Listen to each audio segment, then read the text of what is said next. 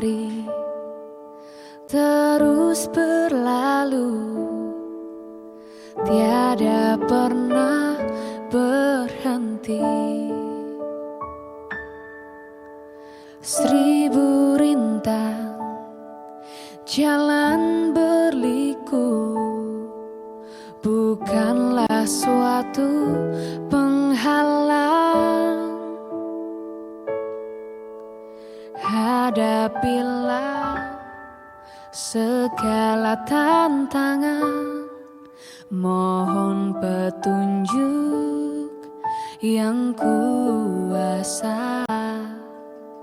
Ciptakanlah kerukunan bangsa, kobarkanlah dalam dada semangat jiwa Pancasila.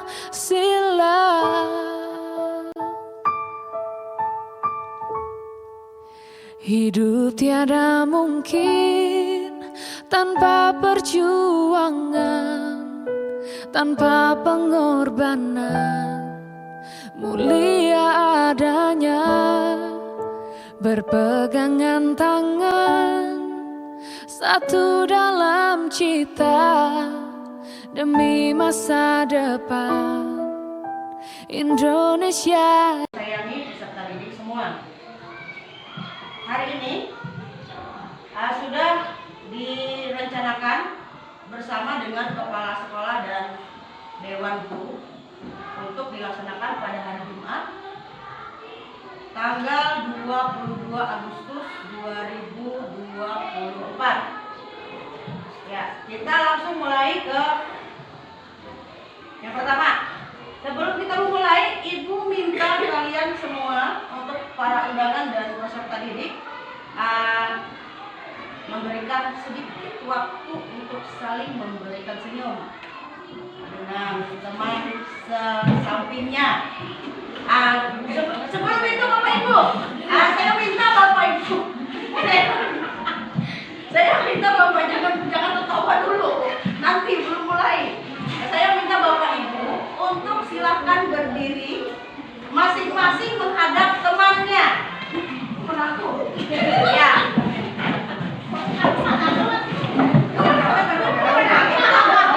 Ada yang minta.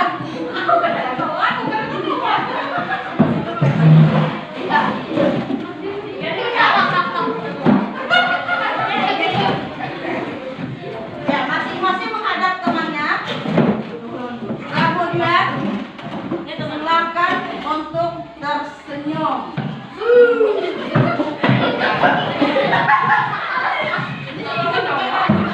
Ya, baiklah, silakan duduk lagi Bapak Ibu.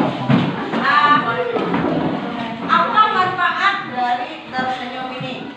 Di sekolah biasanya ada diadakan untuk kegiatan 5S ya, senyum, sapa, apalagi salam ya, sopan dan sopan santun sudah. Ya, sopan ya, sapa, senyum, sopan, salam dan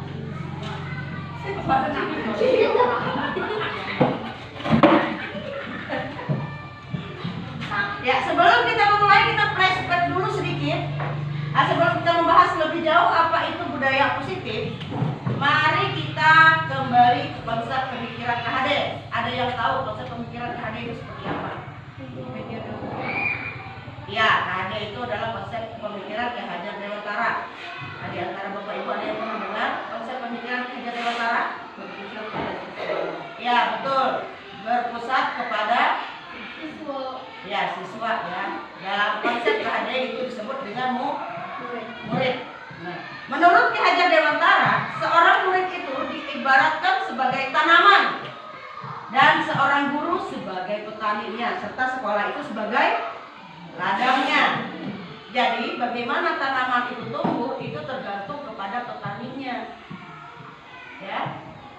Karena apa? Karena tanaman itu tumbuh dari masih bibit sampai dia dewasa perlu perawatan, baik itu disiram maupun itu dipupuk, serta pembasmian guna-gunanya yang dalam artian negatif ya untuk perkembangan anak didik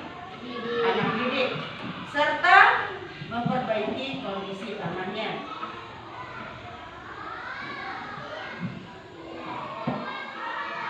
Untuk sekolah diibaratkan ladang atau tanah tempat bertanam sebagai tempat terbentuknya tanaman subur dan baik. Maka bagaimana sekolah bisa digunakan sebagai tempat terbentuknya murid yang baik, yang tumbuh dan berproses seperti yang dicita-citakan kita bersama, dalam artian membuat atau membentuk karakter peserta didik.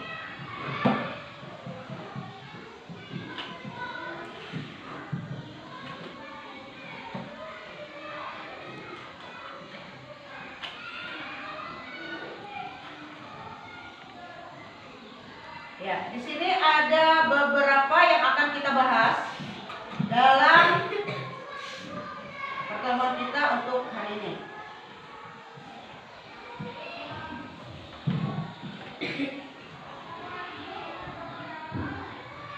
Yang pertama adalah pembelajaran dengan paradigma baru. Yang kedua itu disiplin konten positif dan nilai-nilai universal yang ada di dalamnya. Yang ketiga itu adalah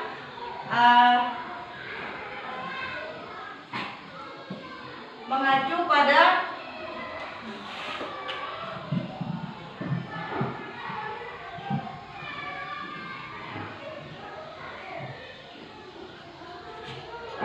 bentar ya.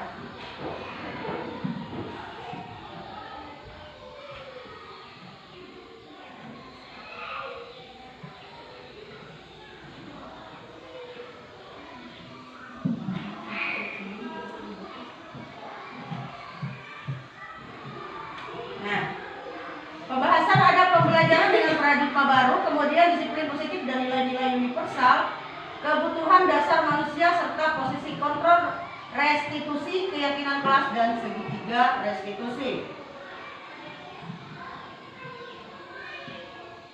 Kita masuk ke yang pertama, paradigma perubahan baru ya.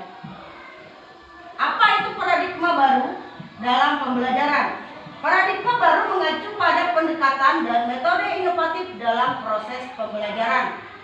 Pada paradigma ini, fokus utamanya yaitu pembelajaran yang lebih kolaboratif, artinya lebih mengutamakan kerjasama, baik itu kelompok ataupun dalam komunitas.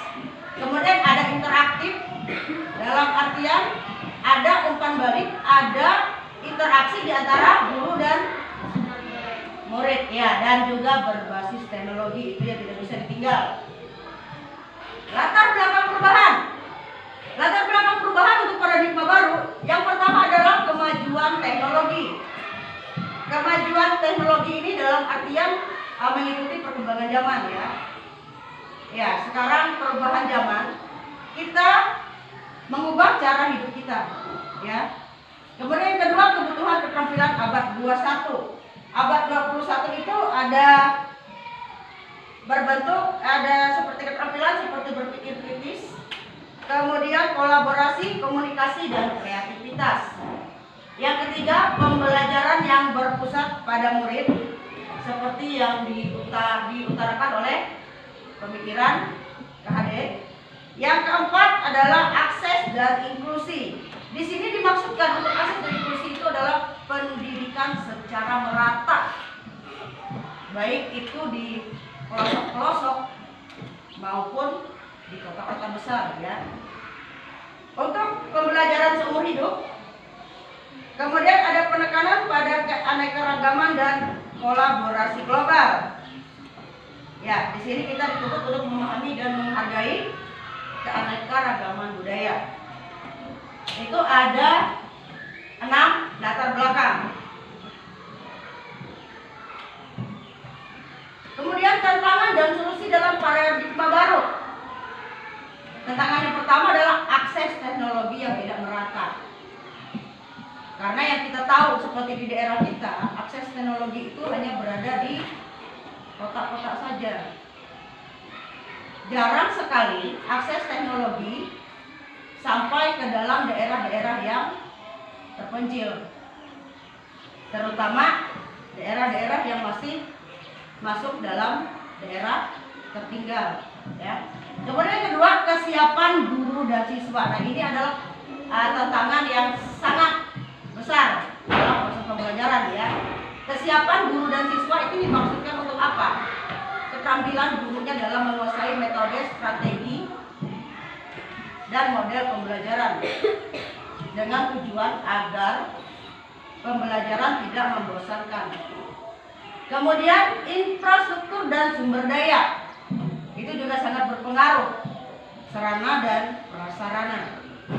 Kemudian solusi yang bisa saya ambil untuk menghadapi tantangan yang ada, yaitu dengan mengikuti pelatihan dan pengembangan profesional bagi guru, di mana pengembangan dan pelatihan ini dapat meningkatkan keterampilan guru dalam mengajar. Yang kedua, ada investasi dalam infrastruktur teknologi. Seperti contohnya di SD lain mendapatkan bantuan untuk teknologi berupa komputer dan tablet, ya. Bagaimana caranya? Nanti supaya kita bisa juga mendapatkan bantuan tersebut sehingga teknologi tidak menjadi kendala atau halangan kita dalam memajukan pendidikan. Kemudian ada program inklusi digital. Ini sama dengan sarana dan prasarana tadi. Kemudian kita masuk ke pembahasan yang kedua, ada disiplin positif dan nilai-nilai universal. Apa itu disiplin positif? Ada yang tahu disiplin positif apa? Selain dari yang di slide. Apa disiplin positif?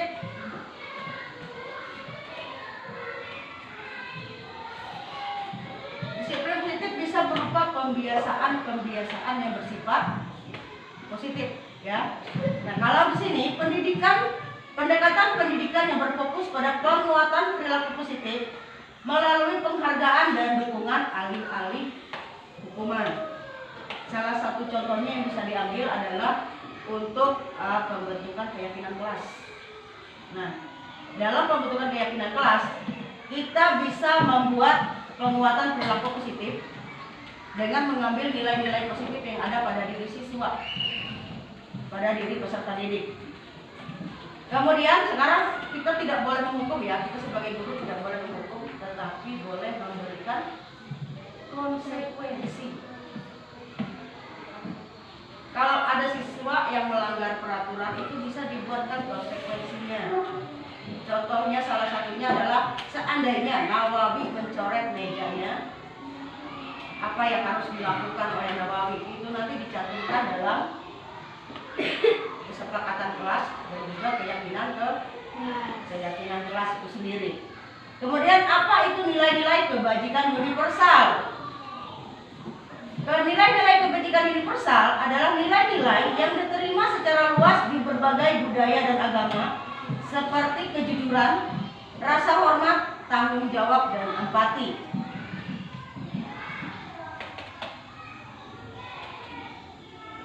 Guru sebagai pemimpin pembelajaran, tugas kita yaitu menciptakan lingkungan positif agar terbentuk suatu budaya positif.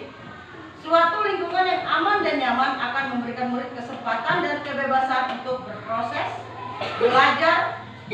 Ketika murid membuat kesalahan, bagaimana sikap kita, kemudian murid belajar lagi dari kesalahan tersebut. Itu nanti kita bahas di segi 3 restitusi.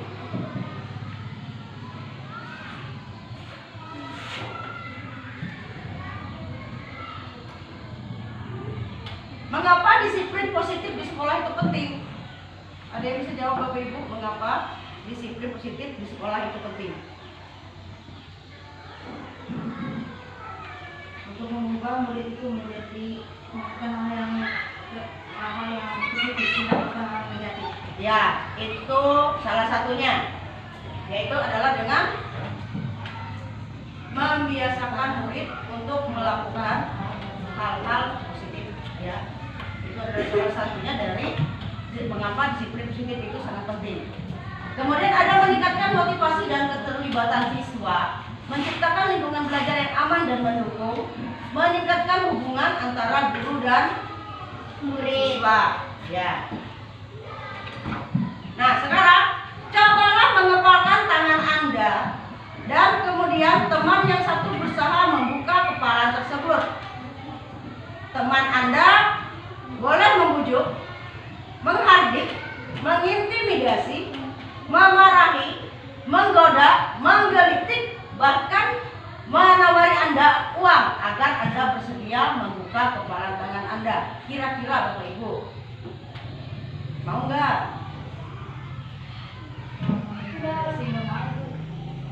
Kalau intimidasi nggak mau, ya.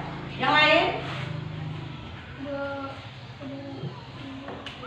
Kira-kira Anda memegang tampuk kekuasaan, kemudian datanglah teman Anda meminta tampuk kekuasaan tersebut dari genggaman tangan, ya, yang sudah ada genggam dengan erat-erat. Nah, dengan bujukan, dengan rayuan, bahkan diiming-imingi uang, apakah kalian mau? Tidak mau. Ya, berarti pertanyaannya di sini, siapakah yang sebenarnya memegang kontrol atas diri kita? Kita sendiri. Betul sekali. Pemegang kontrol terkendali atas diri kita atau hidup kita adalah diri kita sendiri. Ya. Kemudian lanjut ke pembahasan berikutnya. Ada kebutuhan dasar manusia. Kebutuhan dasar manusia adalah segala sesuatu yang kita lakukan untuk mendapatkan apa yang kita inginkan. Semua tindakan yang kita lakukan memiliki tujuan tertentu dan semua usaha terbaik kita lakukan dalam rangka agar semua kebutuhan kita terpenuhi. Nah, di sini ada pertanyaan Bapak Ibu. Pertanyaannya adalah apa saja sih kebutuhan dasar manusia? Ya, makan minum salah satunya, yang lain belajar bekerja. Ya, belajar bekerja. Apalagi? Mendapatkan uang, apalagi? Memiliki pakaian. Ada yang lain? Mandi. Iya, tadi ada beberapa jawaban. Ada mendapatkan pakaian. Ada apa lagi tadi? Bekerja. Kemudian makan minum. Itu semua masuk di dalam kebutuhan dasar sebagai manusia, dalam artian semuanya masuk di dalam lingkup bertahan hidup. Selain dari bertahan hidup, apa lagi? Iya, mendapatkan pengakuan, ya. Ada mendapatkan pengakuan itu dalam hal apa? Ya, dalam kasih sayang. Kemudian apa lagi contohnya yang di dalam kasih sayang? Kebebasan bukan, nanti dibahas lagi. Yang dalam kasih sayang dulu itu mencakup apa-apa saja. Mendapatkan rasa nyaman di dalam keluarga. Betul, mendapatkan rasa nyaman di dalam keluarga atau seperti yang kita bahas di dalam kelas.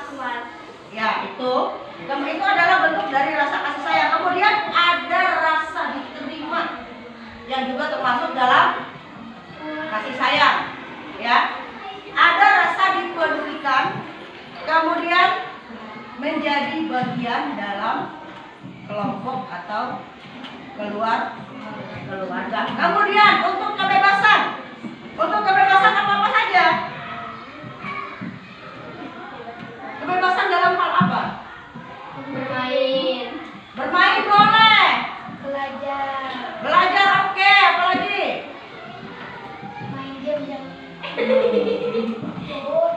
Main game dalam kelas boleh, Bapak Ibu? Tidak boleh.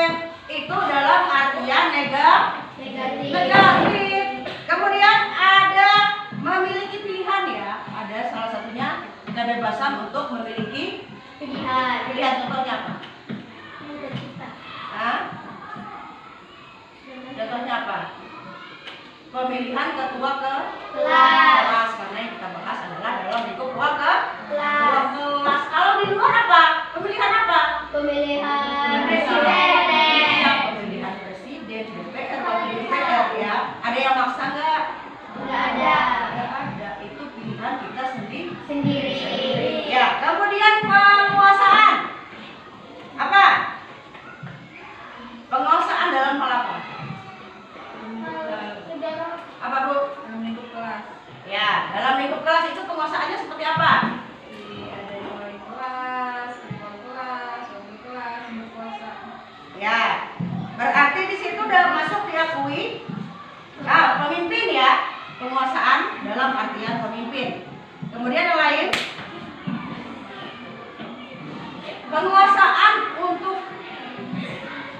merasa dianggap, baik itu dalam keluarga maupun dalam kelas.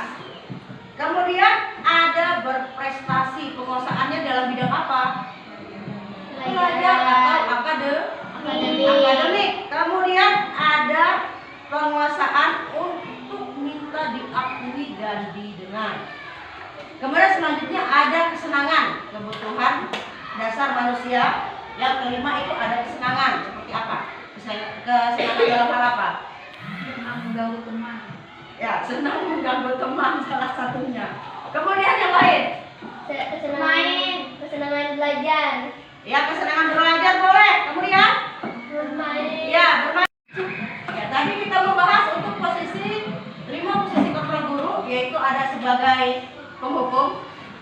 Yang kedua ada pembuat rasa bersalah. Yang ketiga ada sebagai teman. Yang keempat ada sebagai pemantau dan yang terakhir sebagai manajer. Nah, apakah kamu tahu kesalahanmu?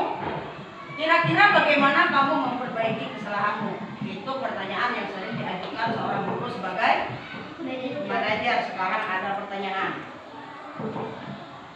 Di sini ada pertanyaan, posisi kontrol apakah aku? Ayolah, lakukan demi ibu ya. Ada yang bisa jawab posisi kontrol apa? Hah? Iya, betul. Posisi kontrol sebagai seorang teman. Kemudian ada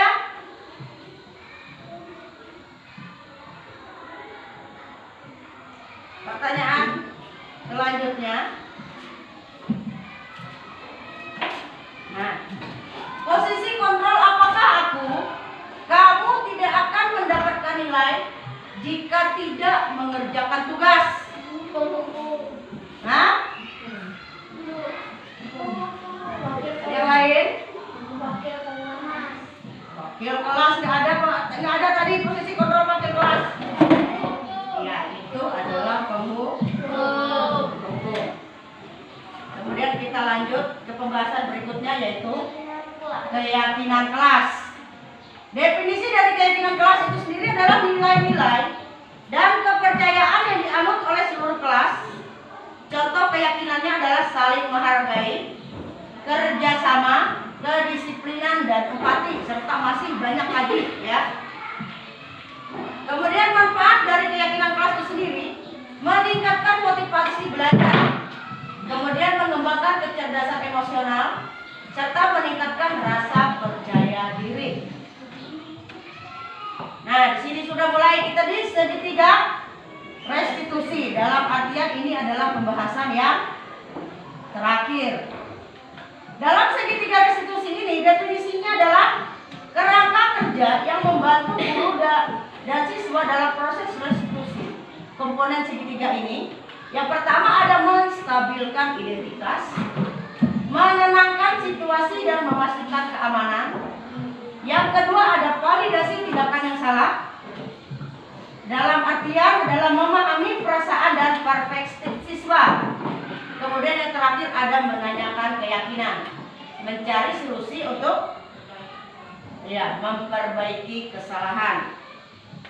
Nah, menstabilkan identitas, guru meminta siswa untuk tenang dan mendekati dengan nada suara yang tenang. Seperti apa contohnya? Salah satu contohnya adalah saat kita memanggil peserta didik yang bersalah, yang sudah kita pantau beberapa hari berbuat kesalahan, ya. Kita akan mengatakan seperti ini. Tio, kamu tahu kenapa kamu ibu panggil ke sini? Ya. Kita tidak membuat siswa merasa terbebani dengan langsung mengatakan, kenapa kamu? Tahu kamu kenapa ibu panggil ke sini? Ya, itu bukan masuk di dalam proses segitiga restitusi tadi. Kemudian ada validasi tindakan yang salah. Guru mendengarkan alasan siswa dan mengakui perasaannya. Seperti apa kata-katanya? Kata-kata biasa yang digunakan dalam kamu tahu kenapa kamu ibu panggil ke sini? Beberapa hari ini ibu lihat kamu tidak memakai sepatu ke sekolah. Kenapa? Apa alasannya? Seperti itu pertanyaannya. Kemudian ada untuk menanyakan keyakinan. Guru dan siswa berdiskusi tentang cara memperbaiki situasi. Misalnya dengan meminta maaf dan berjanji untuk tidak mengulanginya lagi. Itu untuk menanyakan keyakinan tadi. Kemudian ada manfaat restitusi di lingkungan sekolah. Meningkatkan hubungan positif antara guru dan siswa. Kemudian mengembangkan tanggung jawab siswa.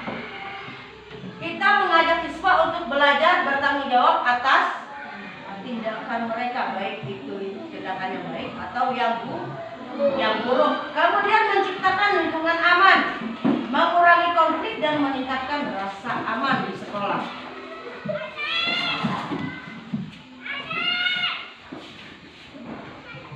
Ya.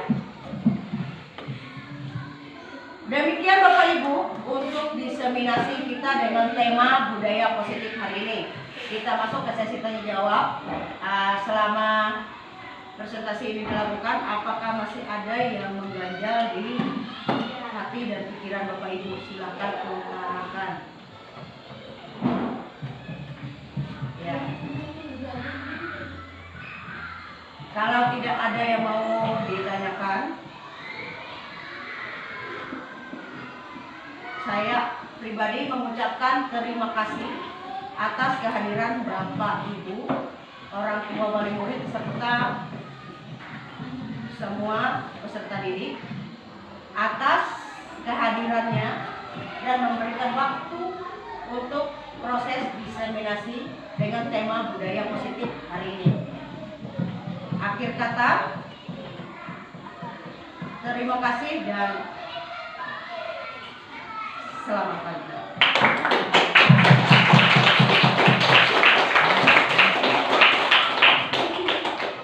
Ya, selamat pagi anak-anak. Pagi. Terima kasih karena semuanya sudah hadir pada hari ini ya. Pada hari ini kita akan membahas tentang keyakinan kelas. Ya, keyakinan kelas. Di sini ada, perhatikan slide di depan. Disiplin positif dan penerapannya dengan keyakinan kelas. Jadi yang nanti kita bahas yang pertama adalah disiplin positif. Ya, kemudian nanti ada juga keyakinan kelas. Oke, sebelum memulai, Ibu ajak kalian untuk ice breaking dulu. Ya, semuanya berdiri.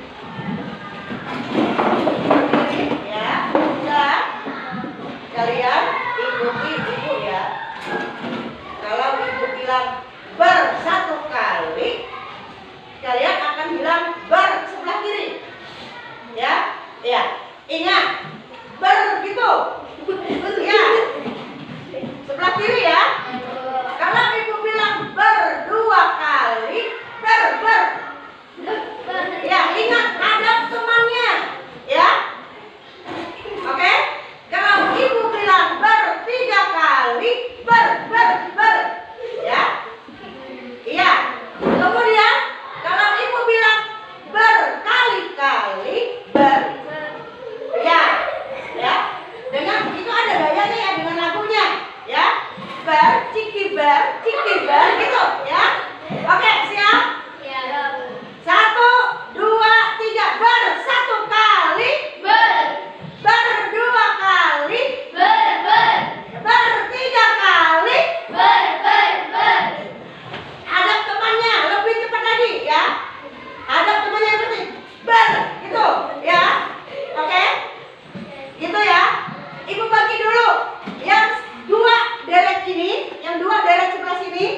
kalian memulai dari kanan. Ya, dari kanan. Ya, yang deret sebelah sini, ya, yang deret dua sebelah sini kalian mulai dari sebelah kiri. Oke. Ada yang mau tanya kan?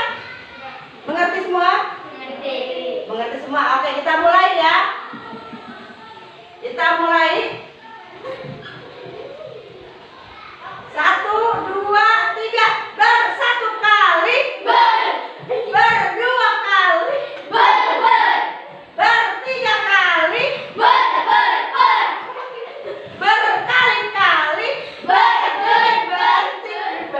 Salah kan? Salah kan? Salah kan yang berkali-kalinya? Nah, cikiber, ya, sambil joget aja gak apa-apa, ya. Ya, tapi ingat, gayanya gimana namanya bel, gitu. Saya mau tunjukin ya. Ya, mulai lagi, 1 kali lagi. Bersatu kali. Berdua kali. Bertiga kali. Berkali-kali. Iya, terima kasih buat semuanya, tepuk tangan. Silakan duduk kembali. Iya. Slide-nya.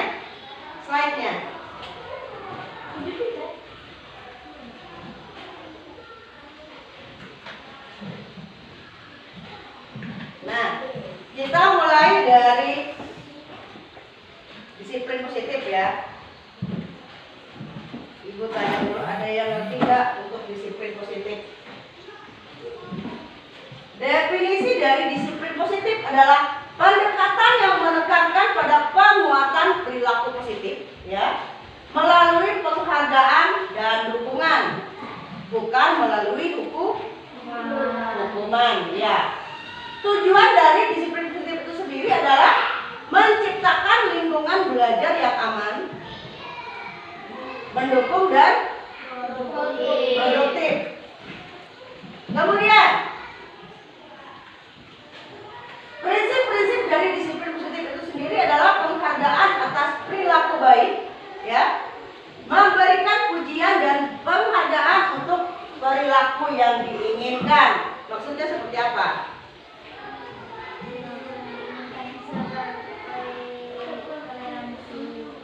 Nah, kalau untuk perilaku baik, ibu beri contohnya ya. Kalau untuk perilaku baik, salah satu contohnya itu kalian mendapatkan nilai yang tinggi, ya. Atau dalam kenaikan kelas aja. Dalam kenaikan kelas, kalian mendapatkan juara pertama, ya kan?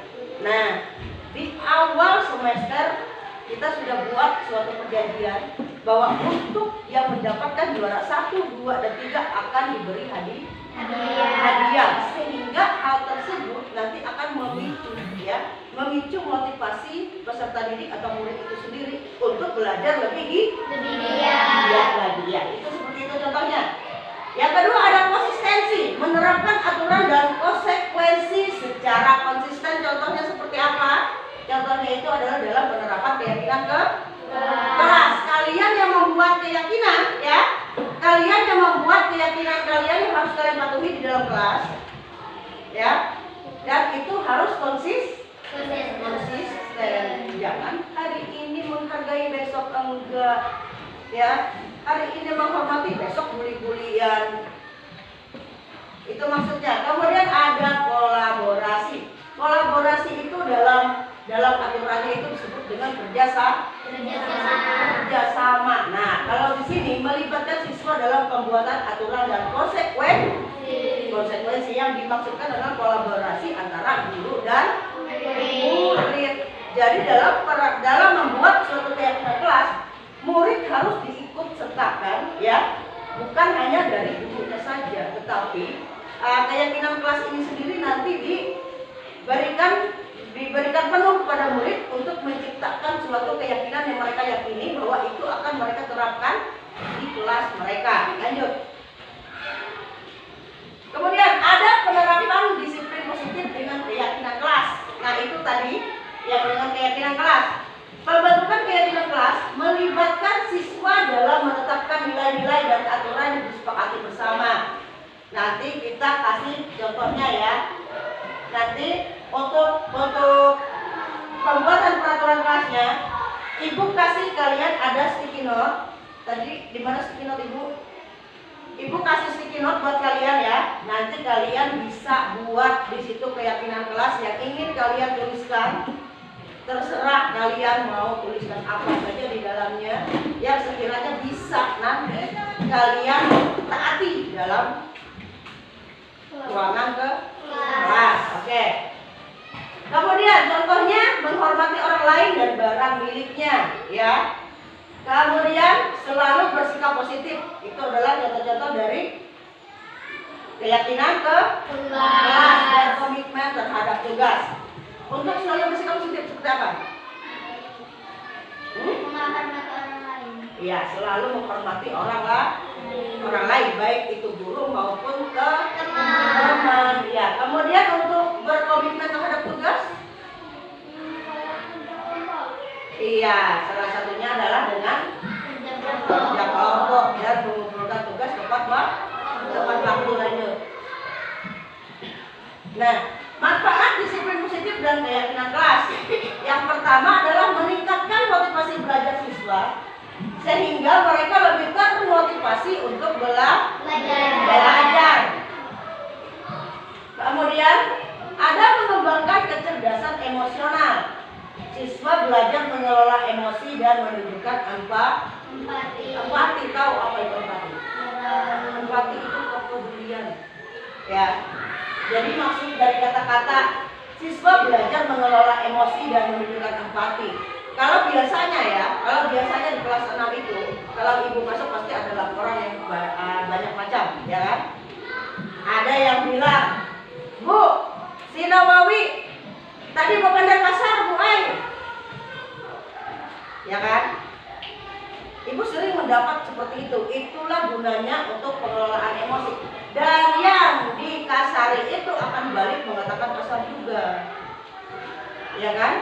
Berarti dia tidak bisa mengontrol emosi. Makanya itulah diadakannya keyakinan ke kelas. Nanti di dalamnya juga kalian bisa sebutkan tidak boleh berbicara kasar. Ya. Harus lemah lembut. Itu boleh kalian masukkan semua dalam keyakinan kelas. Ya. Kemudian ada peningkatan kerjasama, baik itu di lingkungan sekolah maupun di lingkungan masyarakat, ya, yang bertujuan pada kepercayaan. Iya. Itu fondasinya ya. Fondasinya adalah kepercayaan mendorong untuk kolaborasi lanjutkan nanti. Kemudian ada strategi implementasinya. Nah, strategi implementasi tahu apa artinya? Nggak tahu. Strategi implementasi itu yang dimaksud adalah strategi penerapan. Penerapan itu mulai dari kita membuat, ya, sampai bagaimana nanti cara kita mentaati keyakinan kelas itu sendiri, ya. Ada diskusi dan kesepakatan, mengadakan diskusi kelas untuk menetapkan keyakinan bersama. Kemudian untuk penguatan positif, memberikan penghargaan untuk perilaku yang sesuai dengan keyakinan kelas. Refleksi dan evaluasi secara berkala, meninjau dan merekspresikan keyakinan kelas. Nah, ini adalah kesimpulannya. Pentingnya disiplin positif. Ini adalah salah satu disiplin positif, alasan mengapa disiplin positif itu penting untuk diterapkan di kelas. Pentingnya disiplin positif dan keyakinan kelas adalah kunci untuk menciptakan lingkungan yang lingkungan belajar yang mendukung perkembangan siswa secara holistik. Ya, sekarang kita sudah selesai untuk keyakinan kelas, untuk disiplin positif, ya. Kita lanjutkan ke keyakinan kelas. Untuk keyakinan kelas, apa sih itu keyakinan kelas? Ada yang tahu nggak? Ada yang tahu nggak apa itu keyakinan kelas?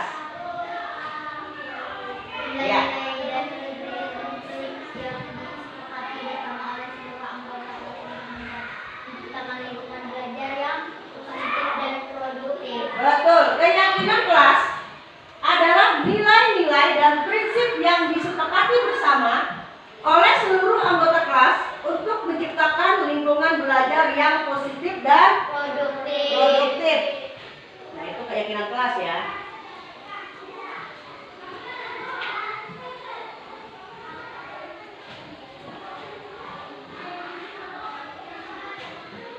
Nah, tujuan dari penerapan keyakinan kelas adalah mewujudkan merdeka belajar pada anak, dan anak akan diberi kebebasan untuk mengemukakan pendapat tentang keyakinan kelas apa saja yang mereka inginkan, serta menuangkan ide dan pendapat dan juga gagasan mereka secara terbuka dan demokratis. Jadi nanti saat ibu minta kalian untuk menuliskan keyakinan kelas yang sudah ada dalam pikiran kalian, silakan tuangkan semua ide kalian.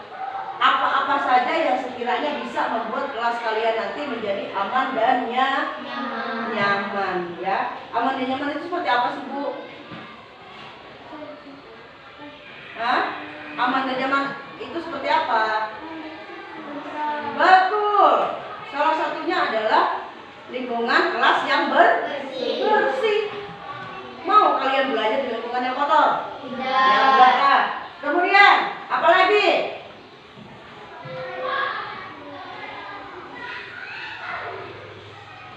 Berpakaian rapi dan sopan. Ya. Jadi kalau sudah ada keyakinan kelas, nanti jangan ada lagi yang sekiranya masuk kelas bajunya dikeluarkan. Ya kan? Iya. Karena selama ini ibu sering lihat seperti itu. Apalagi yang cowok-cowoknya. Ya. Ya. Jadi di sini nanti kalian bisa tuangkan apapun ya, ide dan gagasan yang kalian miliki sekiranya itu membuat kalian Bahagia. ya, membuat kalian bisa untuk merasa nyaman dan aman di dalam ruangan kelas. Kemudian kedua, mewujudkan disiplin positif kepada anak yang kemudian akan menjadi budaya positif di mana anak dapat menjalankan keyakinan kelas yang telah disepakati bersama dengan kesadaran diri dan tanpa adanya tekanan. Nah, ini dari disiplin positif ke budaya positif. Apa hubungannya? Maksudnya apa?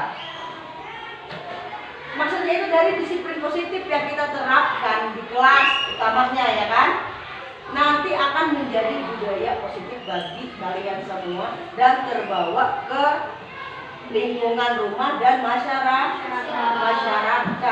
ya. Di dalam kelas kalian belajar saling menghormati. Gak mungkin dong di luar ngomongnya ya kan? Itu nggak mungkin. Nanti kalian akan, kalau sudah menjadi kebiasaan ya, maka hal itu akan menjadi terbawa ke lingkungan apa? Lingkungan Masyarakat ya. Kemudian membentuk karakter yang positif pada anak melewati kebiasaan positif, perilaku positif serta keteladanan dari seluruh warga sekolah, guru dan murid. Kemudian menumbuhkan adanya semangat belajar pada anak.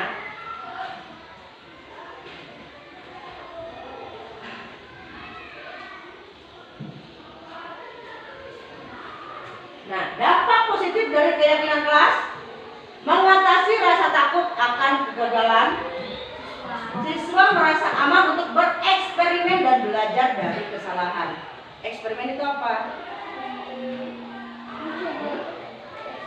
mencoba. Iya betul, eksperimen itu mencoba atau mempraktekkan ya. Nah, seperti apa sih keyakinan kelas yang akan membuat kalian bisa mengatasi rasa takut? Ya kan? Kemudian meningkatkan kerja tim dan kolaborasi.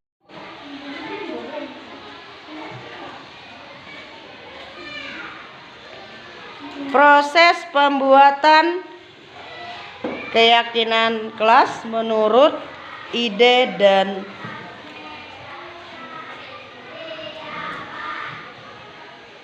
kreativitas masing-masing murid. Ayo, apa?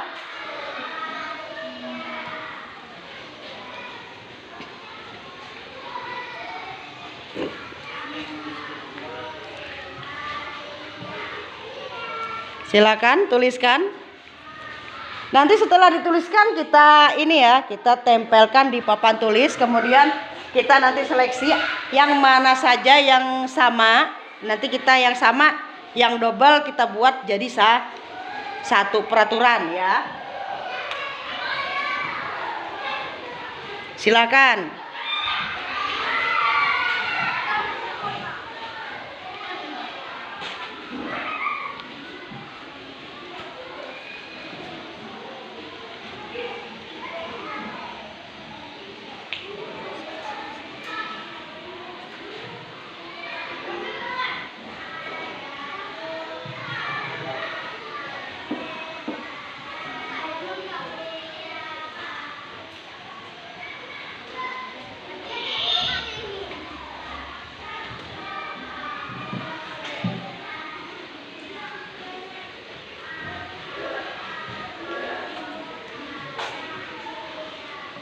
Banyak yang masih kosong.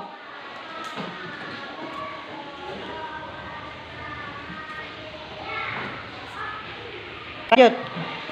Tanggapan saya sebagai kepala sekolah terhadap diseminasi penerapan budaya positif ini Sudah? sangat setuju. Yang sudah Karena silakan penerapan budaya tempelkan positif ini sticky note-nya ke depan. lebih disiplin dalam proses pembelajaran di sekolah.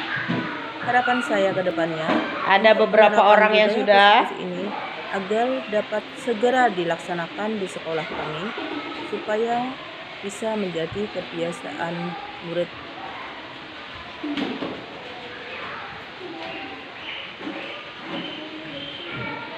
Yang lain?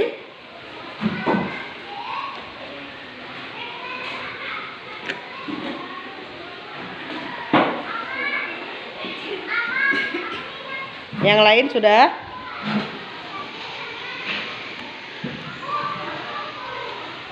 Ya. Tempelkan ke bawahnya ya. Nah, jatuh, ambil.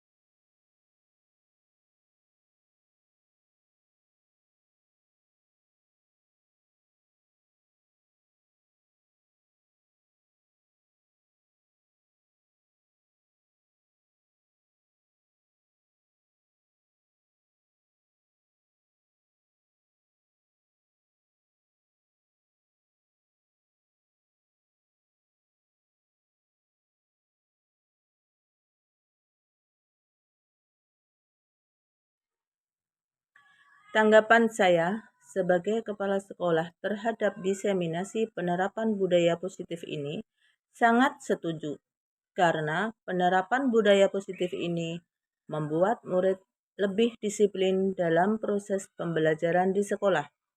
Harapan saya ke depannya untuk penerapan budaya positif ini agar dapat segera dilaksanakan di sekolah kami supaya bisa menjadi kebiasaan murid